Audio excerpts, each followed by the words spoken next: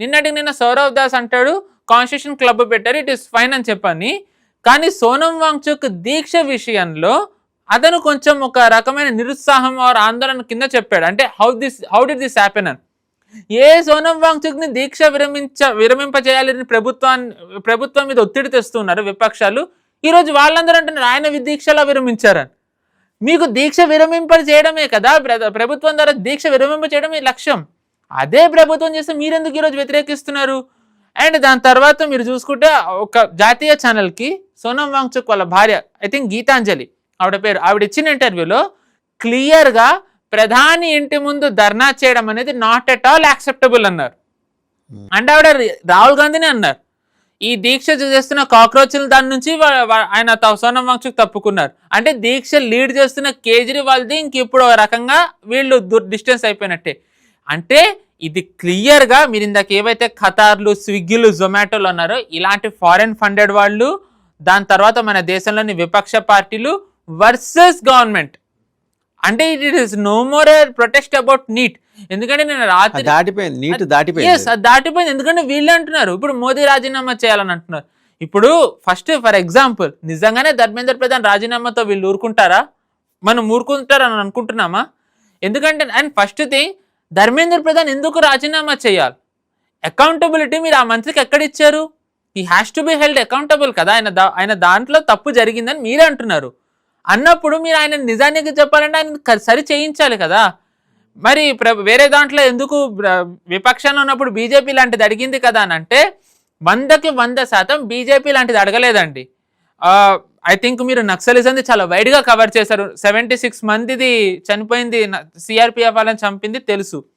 చిదంబరం అప్పుడు రాజీనామా చేస్తాను అంటే బీజేపీ విమర్శించింది. చిదంబరం రాజీనామా చేయకూడదు, రాజీనామా చేస్తే నక్సలైట్లు గెలిచినట్టు హోమ్ మినిస్టర్గా మీరుండి యూ హోల్డ్ దెమ్ అకౌంటబుల్, ఇలాంటి జరగకుండా మళ్ళీ చూడండి అని చెప్పి బీజేపీ అంది. అంటే రాజీనామా చేయించడం అనేది బీజేపీ ఉద్దేశం కాదు. వాళ్ళ అధికారంలోకి వచ్చాక రాజీనామా తప్పు జరిగితే చెయ్యాలి అనడం అస్సలు వాళ్ళ దాంట్లో లేదు. బ్లండర్స్ జరిగితే గనక బీజేపీ ఖచ్చితంగా రాజీనామా చేస్తుంది. ఉదాహరణకి and at the same time ఇంకా వాళ్ళు మళ్ళీ మనకి వేరే మంత్రిత్వ శాఖల్లో ఎక్కడా కనిపించారు. Ravishankar Prasad one of the top tier leaders, ఆయన ఎన్ని మినిస్ట్రీలు హ్యాండిల్ చేశారో మనకి తెలిసిందే. Correct, law minister, IT minister. ఆయన ఇప్పుడు జస్ట్ ఒక స్పోక్స్ పర్సన్ కిందనే ఆయనని పెట్టేశారు. దాని తర్వాత హర్ష్ కుమార్, ఐ థింక్ హర్షవర్ధన్ ఢిల్లీ ఆయన కోవిడ్ అప్పుడు మేనేజ్ చేసిన ఆయన. అఫ్ కోర్స్ కొన్ని దాంట్లో వాదన ఏముందంటే ఆయనకు ఆరోగ్యం సహకరించక ఆయన తప్పుకున్నారని అంటారు. బట్ ఏంటి అంటే కొంచెం ఆయన ద్వారా కోవిడ్ మిస్మేనేజ్మెంట్ కూడా అయింది కాబట్టి తప్పించాలన్న వాదన కూడా ఉంది. అంటే మన దగ్గర కొన్ని ఎగ్జాంపుల్స్ ఉన్నాయి. రమేష్ పోఖ్రియాల్, ఐ థింక్ ధర్మేంద్ర ప్రధాన్ ముందర ఆయన ఎడ్యుకేషన్ మినిస్టర్ అనుకుంటా. సో అంటే బీజేపీలో గతంలో ఉన్న స్టాల్వార్డ్స్ కానీ మోదీ గారు వచ్చిన తర్వాత కేంద్రంలో స్టాల్వార్డ్స్ అయిన వాళ్ళు కానీ తప్పుకుంటే వాళ్ళు ఏ కారణాల చేత తప్పుకున్నారు, ఎలా తప్పించబడతారు, తప్పించుకున్నాక వాళ్ళ భవిష్యత్తు ఎలా ఉంటుంది అనేది క్లియర్ కట్ ఎగ్జాంపుల్ ఉంది.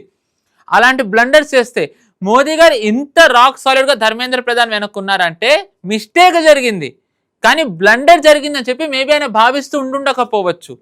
అండ్ ఆయన క్లియర్గా చెప్పారు జెన్జీ ఏదైతే భవిష్యత్తు ఉందో నేను దాంట్లో ఎట్టి పరిస్థితుల్లో నేను కాంప్రమైజ్ అవ్వను అని. ప్రధానమంత్రి అంత అష్యూరెన్స్ ఇచ్చిన తర్వాత ఇంకా వీళ్ళకి ప్రొటెస్ట్ ఎందుకు చేస్తున్నట్టు? ఏమనంటే వీళ్ళకి నీటిది జరగకూడదు మళ్ళీ లాంటిదని. జరగకూడదు, నీట్గా కూడా జరగకూడదు. చాలా బాగుంది, మీరు మన చర్చ రచ్చ అన్నారు, నీట్ కరెక్ట్ అండి. But you are actually saying correct. నేను అరగంటలో మాట్లాడాల్సింది మీరు ఒక్క వర్డ్లో చెప్పేస్తున్నారు టు బి ఆనెస్ట్. అంటే మీరు ఇప్పుడు టు బి ఆనెస్ట్ నీట్ గురించి వీళ్ళు గొడవ చేశారు, which was absolutely fine. Blunder జరిగింది, it has to be rectified. కానీ దాని తర్వాత నీట్ ఎగ్జామ్ జరిగింది, దాన్ని ఎంతమంది మాట్లాడారు? ఎంతమంది నీట్ ఎగ్జామ్లో మళ్ళీ మిస్టేక్స్ జరిగాయని బయటకు వచ్చారండి? అంటే నీట్ సక్సెస్ఫుల్గా అయినట్టే కదా. Government found away. బట్ అది ఒక జస్ట్ ఒక ఏమంటారు టెంపరీ సొల్యూషన్, మనకి పర్మనెంట్ కావాలి. వీళ్ళు అందుకని ఏం చేస్తున్నారు, ఆర్టిఫిషియల్ ఇంటెలిజెన్స్ వాడుతున్నామన్నారు, కంప్యూటర్ బేస్డ్ టెస్టులు పెడుతున్నామంటున్నారు. అండ్ దాని తర్వాత దీంట్లో మెయిన్ ఎవరు వస్తున్నారు మనం చూసుకుంటే అరెస్ట్ అయిన వాళ్ళలో ఎక్కువ మంది ఇన్స్టిట్యూషన్ వాళ్ళు వస్తున్నారు, ప్రొఫెసర్లు వస్తున్నారు. వాళ్ళందరినీ అకౌంటబుల్ చేశారు. అండ్ మనం 2-3 సార్లు ఈ ప్రభుత్వం కమ్యూనికేషన్ గురించి మనం మాట్లాడుకున్నాం. 2024లో ఇలాంటి కాపీయింగ్ వాళ్ళవి కానీ ఇలాంటి పేపర్ లీక్ వాళ్ళవి కానీ స్ట్రిక్ట్ యాక్షన్ ప్రభుత్వం తీసుకొచ్చింది, కేంద్రమే బిల్లు తెచ్చింది. ఎవరైతే ఇలాంటి వాటికి పాల్పడతారో వాళ్ళకి ఐ థింక్ ₹1,00,00,000 జరిమానా అండ్ 5 నుంచి 10 ఏళ్ల జైలు శిక్ష ఉందని. అంటే అది ఆల్రెడీ అప్లికబుల్లో ఉంది బిఎన్ఎస్ఎస్ ద్వారా. ఇప్పుడు వాళ్ళు దాన్ని ఇంకా స్ట్రింజెంట్ చేస్తున్నారు. మీరు అది ఎందుకు చెప్పలేదు? ప్రభుత్వం ఎందుకు చెప్పలేకపోతుంది? ఈరోజు మోదీ గారే వచ్చి మాట్లాడాల్సి వస్తుంది అంటే ఏమవుతుంది అసలు? అంటే ఇప్పుడు డిమానిటైజేషన్ అయింది, ఇట్ వాస్ మిక్స్డ్ రిజల్ట్. చాలా మంది జనాలు ప్రాణాలు కోల్పోయారు, రోడ్లో నిలబడి చాలా మంది ఆర్థికంగా చితికిపోయారు, మనకి తెలిసిందే. కానీ వ్యతిరేకత రాలేదు దానివల్ల. ప్రజలు ఆ బాధను స్వీకరించారు, ఏదో మంచి జరుగుతుందని. ఎందుకు? ప్రధానమంత్రి స్వయంగా వచ్చి చెప్పారు, నన్ను నమ్మండి, మీరు కొంచెం కష్టపడండి అని. దాని తర్వాత కోవిడ్ అప్పుడు మనం అపోజిషన్ పార్టీస్ కానీ వేరే వాళ్ళు ఎంత రెచ్చగొట్టారో మనం చూసాం. లాక్డౌన్ ఎత్తివేయాలి, బయటికి తెవ్వాలి, అది ఇది అని. కానీ ప్రధానమంత్రి ఎప్పటికప్పుడు మాట్లాడుతుండడంతో లాక్డౌన్ చాలా సక్సెస్ఫుల్ అయింది. చాలా మంది నిజానికి ఆర్థికంగా నష్టపోయిన, చితికిపోయిన వాళ్ళందరూ లాక్డౌన్ ని నమ్మారు. ఎందుకు? ప్రధానమంత్రి వచ్చి మాట్లాడారు కాబట్టి. ఎవ్రీథింగ్ ప్రధానమంత్రే వచ్చి మాట్లాడాలి అంటే, ఎవ్రీథింగ్ అమిత్ షానే చేయాలి అంటే, ప్రతిదీ యోగి ఆదిత్యనాథ్ గారే మాట్లాడాలంటే ఇంకా 200 మంది ఎంపీలు ఉన్నారు. దాని తర్వాత ఒక ఐటీ సెల్ ఉంది, చాలా మంది ఎమ్మెల్యేలు ఉన్నారు, రాష్ట్రంలో నేతలు ఉన్నారు, వీళ్ళకి ఒక ఐటీ సెల్ ఉంది. వీళ్ళందరూ ఏం చేస్తున్నారు? నిద్రపోతున్నారా? అంటే మీరు కమ్యూనికేషన్ ఫెయిల్ అయింది కాబట్టి మోదీ గారు రావాల్సి వస్తుంది కదా.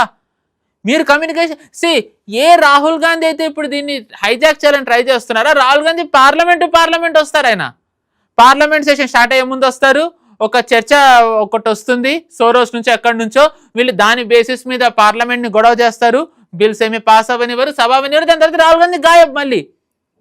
అది మీరు హైలైట్ చేయాలి కదా, అది మీరు హైలైట్ చేయరు. అండ్ ఈరోజు కేజ్రీవాల్ ఇంత పేపర్ లీక్ గురించి దీపికా చేత లీడ్ చేయిస్తున్నప్పుడు పంజాబ్లో మొన్నటికి మొన్న ఫార్మసీకి సంబంధించి ఫార్మస్యూటికల్ డిపార్ట్మెంట్లో ఏదో ఎగ్జామ్ జరుగుతుందో ఆ ఎగ్జామ్లో పేపర్ లీక్ అయింది. శిరోమణి అకాలీదళ్ నేత హర్మన్ ప్రీత్ కౌర్, ఐ థింక్ బాదల్ కూతురు అనుకుంటారు, కోడలో, ఆవిడ ఒక్కరే మాట్లాడుతున్నారు. ఆవిడ అంటున్నారు, ఎందుకు కేజ్రీవాల్ దీని గురించి మాట్లాడట్లేదు? మరి ఇప్పుడు మీరు భగవంత్ మాన్ని రిజైన్ చేయమని అడుగుతారా, లేకపోతే మరి ఎడ్యుకేషన్ మినిస్టర్ రిజైన్ చేయమని అడుగుతారా? దాన్ని హైలైట్ చేయాలి కదా బీజేపీ. అదే నెరేటివ్ బిల్డింగ్ లో లేకపోతే కౌంటర్ నెరేటివ్స్ చేయడంలో బీజేపీ వెనకబడింది. అసలు లేదు నిజానికి ప్లాట్ఫామ్ మీద లేదు. Until and unless Modi garu వచ్చి మాట్లాడితేనో, until and unless Amit Shah garu వచ్చి మాట్లాడితేనో ప్రతి ఒక్కళ్ళ చెవిలో ఆయన శంఖం వదలా. అలాగే ఉంది కదండి. మరి బెంగాల్ ఎలక్షన్ అప్పుడు లిటరల్ అమిత్ షా గారు వెళ్ళి బెంగాల్లో కూర్చున్నారు. బెంగాల్ ఆయన వెళ్ళి లిటరల్లీ కూర్చున్నారు. సరే, అక్కడ సినారియోస్ వేరు, అక్కడ ఛాలెంజెస్ వేరు. బట్ సెంటర్కి వచ్చేసరికి మీకు ఇంతమంది ఎంపీలు ఉన్నారు, మినిస్ట్రీ ఉంది, ఫ్యాక్ట్ చెక్ చేయడానికి పిఐబి ఉంది, ఎమ్మెల్యేలు ఉన్నారు, ఒక ఐటీ సెల్ ఉంది. You are the world's largest party అని చెప్తారు కదా. మరి ఏమైంది మిషనరీ అంతా? ఈరోజు సిజేపీ లాంటిది ఇంత ప్రివలెంట్గా ఎలా వెళ్ళగలిగింది? ఇంతమంది ఎలా రాగలిగారు? అది నిజానికి అది వెళ్ళింది అంటే సమంగా దాన్ని జనాల్లోకి ఎక్కడ తీసుకెళ్ళలేకపోయామనేది ఒకసారి ఆత్మవిమర్శ చేసుకోవాలి కదా. రెండో అంశం అండి ఇందులో, అంటే 2-3, నాట్ ఓన్లీ 2. ఇప్పుడు ఈ 400 accounts, Pakistani accounts social media వాటిని స్టాప్ చేశారు. ఇది కాక స్విగ్గీ జొమాటో ఆర్డర్లు ఖతార్ నుంచి, దుబాయ్ నుంచి, పాకిస్తాన్ నుంచి, సో అవి ట్రేస్ చేస్తున్నారు. ఇవన్నీ కూడా కాకుండా ఈ ఆందోళనలు చేసినప్పుడు ఈ బట్టలు ఇప్పుకొని ప్రైవేట్ పార్ట్స్ చూపించిన వాళ్ళ జాతకాలని అట్లాగో స్క్రీనింగ్ మొదలైంది. అలాగే ట్రక్కులో వచ్చినాయి ఫుడ్ లోడ్. కరెక్ట్. ఆ ట్రక్ దగ్గర ఎగబడిన జనాలు ఒక సెక్షన్ పీపులే ఉన్నారు అందులో, మీరు జాగ్రత్త చూస్తే ఎవరో చెప్పక్కర్లా. అండ్ రెండోది, దీంతోపాటు గోతాల్లో రాళ్ళు వేసుకొచ్చారు. వాడెవడు హాజీ అఫ్జల్ వాడు వేసుకొచ్చాడు. ఈ మొత్తం నేను 5 చెప్పా, పోలీసు దగ్గర ఇంకా 10 ఉన్నాయి.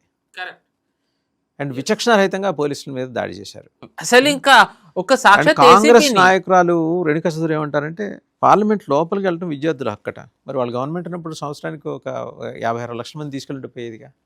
పార్లమెంట్ ఓకే, పార్లమెంట్ వెళ్ళడం హక్కే. ఇప్పుడు ఒకవేళ కనుక ఎవరన్నా విద్యార్థులు ఏబీవీపీ వాళ్ళు, ఉస్మానియా యూనివర్సిటీ విద్యార్థులు చెలో అసెంబ్లీ అని అంటే కనుక వీళ్ళు ఒప్పుకుంటారా వీళ్ళు? చెలో అసెంబ్లీ పక్కన పెట్టండి, ఇక్కడ ధర్నా చేస్తే ఒప్పుకుంటారా? అంత పెద్ద తెలంగాణ ఉద్యమం నడిచినప్పుడు 1000 మంది ప్రాణార్పణం చేశారు. ఎక్కడికి వెళ్ళిపోయింది కాంగ్రెస్ పార్టీ ఆ రోజున? ఏది ఎక్కడ పోనీ? ఈ రోజు వాళ్ళే పరిపాలించారు. ఎస్, వాళ్ళు పరిపాలించారు. తర్వాత కేసీఆర్ అధికారంలోకి వచ్చిన తర్వాత కేసీఆర్ ఏమీ న్యాయం చేయలేదన్నారు. వీళ్ళు ఇప్పుడు అధికారంలోకి వచ్చారు, 3 ఏళ్ళు అవుతుంది. వీళ్ళు వాళ్ళకి ఏమి గౌరవం ఇచ్చారు? అండ్ దాని తర్వాత ఏ రాహుల్ గాంధీ అయితే ఇప్పుడు ఇదంతా మాట్లాడుతున్నారు, అండ్ రాహుల్ గాంధీ మీరు రేణుకా చౌదరి అన్నారు కదా, మనం ఒక్కసారి వీళ్ళే పాలిస్తున్న మరో రాష్ట్రంలోకి వెళ్దాం, కర్ణాటక. నిన్న కర్ణాటకలో KPSC పేపర్ లీక్ ఒకటి అయిందండి. మళ్ళీ పబ్లిక్ సర్వీస్ కమిషన్ది వెటర్నరీ ఏదో డిపార్ట్మెంట్లో ఒక పేపర్ లీక్ అయింది. మరి కాంగ్రెస్ ఈరోజు దాని గురించి మాట్లాడుతుందా? అండ్ ఏ కాంగ్రెస్ అయితే ఈరోజు విద్యార్థుల కోసం ఇంతగా బాధపడుతుందో, 2004 నుంచి 2014 వరకు ఎన్ని పేపర్లు లీక్ అయితే ఒక్క ఎగ్జామ్ కాంగ్రెస్ రద్దు చేసిన పాపాన పోలేదు. ఒక్క ఎగ్జామ్ కాంగ్రెస్ రద్దు చేయలేదు. అంటే వాళ్ళకి అప్పుడున్న విద్యార్థులు కాదా? ఇప్పుడున్న విద్యార్థులా? ఏంటి వీళ్ళ ఇంటెన్షన్? ఎందుకు మరి అప్పుడు మీరు రద్దు చేయలేదు? అప్పుడు బాధ్యత ఉన్నట్టయితే రద్దు చేయాలి కదా. రద్దు చేసే సమయంలో ట్రాన్స్పరెన్సీతో చేయాలి. ఈ రోజు కాపీయింగ్ బిల్లు 2024లో బీజేపీ తెచ్చింది అంటే దానికి ముందర ఈ బిల్లు లేనట్టే కదా. 2024లో వీళ్ళు అమెండ్ చేయలేదు, ఒక బిల్లు తెచ్చారు, ఫ్రెష్ బిల్లు తెచ్చారు. అంటే గతంలో ఈ బిల్లు లేదు. అంటే వీళ్ళకి మరి బాధ్యత లేదా? విద్యార్థులు అంటే వీళ్ళకి ఇంత భక్తి, ఇంత ప్రేమ ఉంది కదా, ఇంత బాధ్యతగా ఫీల్ అవుతున్నారు కదా. రేణుకా చౌదరి అంది కదా, మీకు వినిపించట్లేదా ఆ రెవల్యూషన్ది మీకు సౌండ్ వినిపించట్లేదా అని అన్నారు. మరి ఆవిడకి అప్పుడంతా పేపర్లు లీక్ అయినప్పుడు ఆవిడకి ఏమీ అనిపించలేదా? ఈ విద్యార్థులు అప్పుడు ఆత్మహత్యలు చేసుకోలేదా?